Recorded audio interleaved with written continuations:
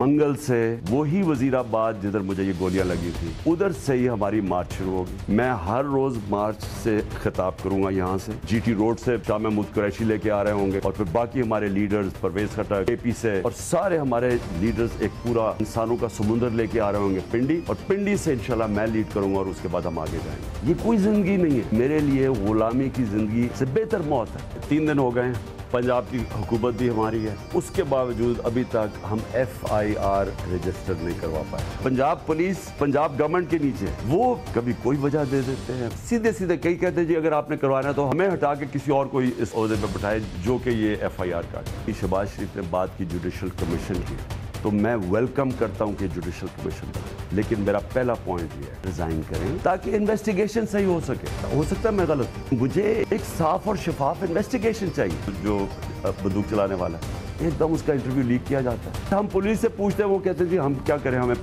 पीछे से प्रेशर था। IG से पूछा जी आप बताइए कैसे ये लीक हुई, वो कहता है जी हैक हो गई।